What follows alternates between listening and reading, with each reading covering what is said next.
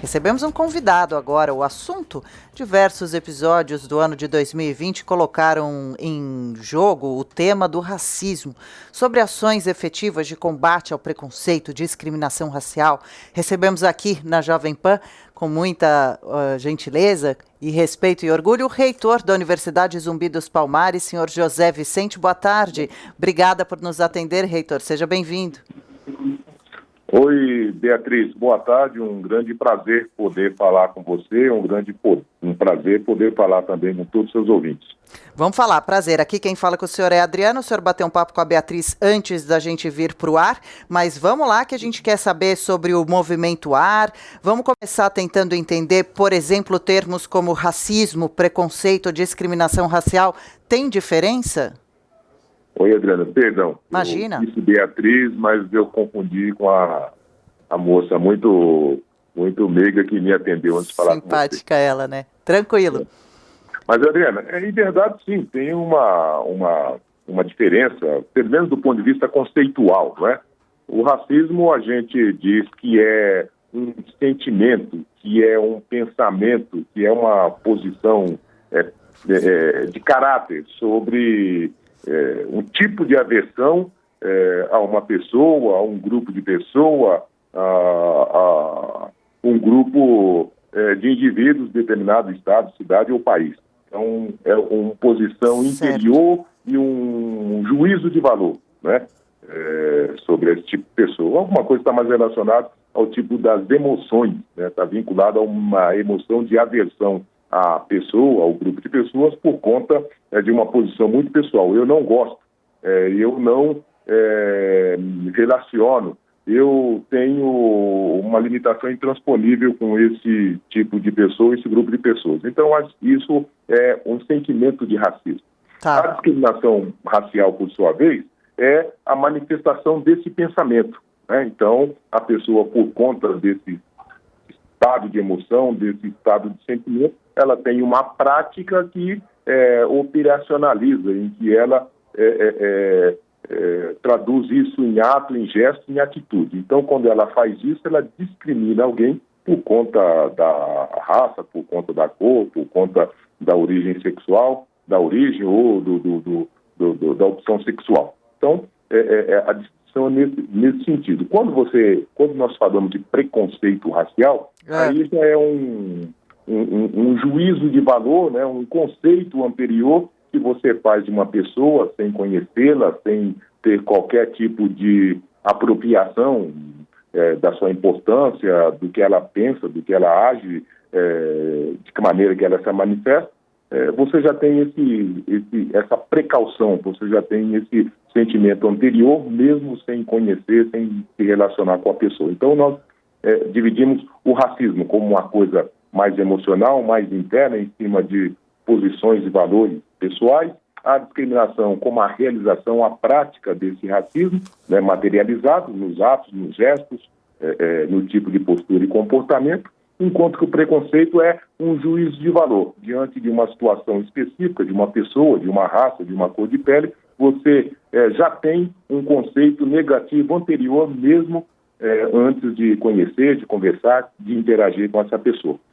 Perfeito. E, reitor, o senhor esteve, afinal de contas, agora há pouco, no dia 7 de julho, participando do seminário do Conselho Nacional de Justiça sobre questões raciais e o Poder Judiciário, a convite do presidente do Supremo Tribunal Federal, ministro Dias Toffoli. Como foi? Quais foram as providências comentadas por lá? O senhor chegou a falar sobre esse movimento AR, com algumas cláusulas de sugestões, como, por exemplo, mudanças no protocolo de abordagem policial. Hoje mesmo eu estava acompanhando uma notícia ainda falando sobre o caso do homem morto, né, por um policial asfixiado com o joelho do policial nos Estados Unidos, que repercutiu no mundo inteiro, o George Floyd. Parece que ele chegou a falar 20 vezes eu não consigo respirar, e mesmo assim não teve piedade por parte do policial para prosseguir esse tipo de abordagem. O que foi dito e o que traz esse movimento AR para ajudar a combater a discriminação racial, o preconceito e o racismo? Adriana, esse tema do preconceito, do racismo, da discriminação racial no nosso país, é alguma coisa muito urgente, muito sensível e que, ao longo de todos os tempos, os mais variados ambientes estiveram interessados e também estiveram preocupados em conhecer e se apropriar um pouco mais das suas nuances, não é? E um ambiente em que esse tema tem muita interação e tem, assim, necessidade de ser apropriado com bastante profundidade, é justamente o ambiente da justiça, né? Por quê? Porque, ao final, discriminar alguém, se referir ou se postar alguém com uma postura racista ou por conta de um preconceito de raça ou cor, você impedir ou limitar as pessoas de exercerem os seus direitos, isso é um crime, né, previsto numa legislação nacional e que pune de forma vigorosa essa atitude e essa conduta. Bem, então, significa que o melhor ambiente para debater, para conhecer e para se apropriar dos efeitos e das implicações do racismo e da discriminação na sociedade e entre as pessoas é o ambiente jurídico, porque, afinal de contas, é ali que será implementada a lei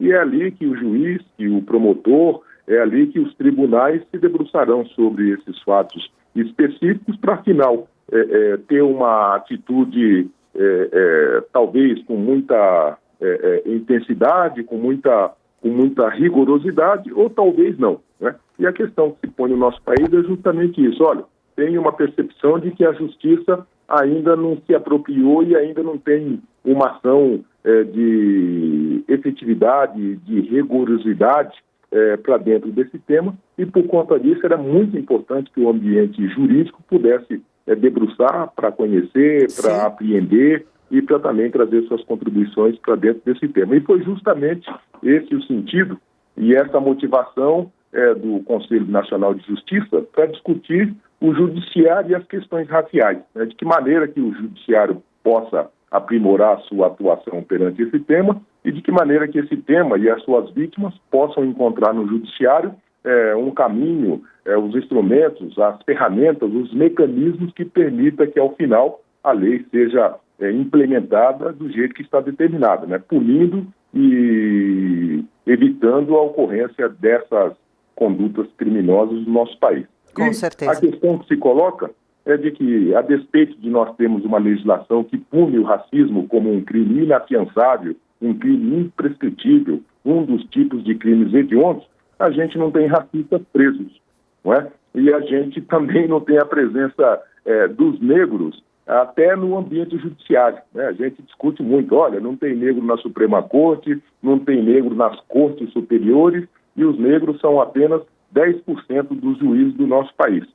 Então, era importante que esse debate pudesse ser feito e que essas informações pudessem ser disponibilizadas para o ambiente da justiça. Então, foi nisso que se debruçou o Conselho Nacional de Justiça, para conhecer os números, conhecer os indicadores, para tentar apreender por que as coisas não acontecem, o que impedem de acontecer, e, ao mesmo tempo, se juntar nesse esforço para que o racismo e a discriminação no nosso país tivesse um avanço, tivesse um aprimoramento, né? Muito importante mesmo essa parceria. Importante, foram 2 dias de debates com todos os ambientes da Justiça, o Procurador-Geral da República, o Presidente do Supremo, os membros do Conselho Nacional de Justiça, toda a estrutura da Justiça se debruçando pela primeira vez para conhecer e para apreender os mecanismos e as questões que estão relacionadas à discriminação e ao racismo no nosso país. Importantíssimo esse encontro realmente esse assunto que o senhor toca sobre medidas práticas, né? Até por isso o Movimento AR, eu vejo aqui nas informações que eu recebi, que tem como slogan ações concretas por vidas negras, né? E a proposta que traz o Movimento AR, mobilização voluntária, em parceria com a ONG Afrobras também, junto com a Universidade Zumbi dos Palmares, propõe justamente algumas medidas práticas. Gostaria que o senhor falasse para a gente sobre as principais que se destacam entre elas, como, por exemplo, essas mudanças que eu citava há pouco no protocolo de abordagem policial, sobre a segurança privada, salas de agressão que existem em shoppings, supermercados, por exemplo, sobre a proposta da criação de vagas para estágios, trainees, sobre proposta de criação de bolsas de estudo e também sobre a lei de cotas, né? A prorrogação da lei de cotas nas universidades. Como está, afinal de contas, a lei de cotas nas universidades? Como funciona hoje? Qual é a proposta para a prorrogação? Então, Adriana, o que estrutura o movimento A, né? E nós queremos respirar? Quando você se referiu ao George Floyd nos Estados Unidos, né, em que ele teve aquela morte trágica por conta daquela atitude criminosa do policial e dos policiais que o abordaram, sim, você vai perceber que aquilo que acontece nos Estados Unidos acontece lá com muita frequência, mas aquilo que acontece lá acontece todos os dias aqui no Brasil, né? A única diferença é que lá eles colocam multidão de pessoas, negros e brancos, nas ruas, né, para protestar e reivindicar uma atitude por conta do Estado, e aqui no Brasil, infelizmente, não nos tira da cadeira, né? Ninguém sai de seu conforto, né, para ir reivindicar e protestar contra a morte de negros e de jovens negros no nosso país. Mas, eu não sei se você se recorda, mas nós tivemos, por exemplo, aqui aquele episódio tanto do músico Elival Rosa, né, que foi abordado no Rio de Janeiro pelo Exército e foi morto com 80 tiros em praça pública, né?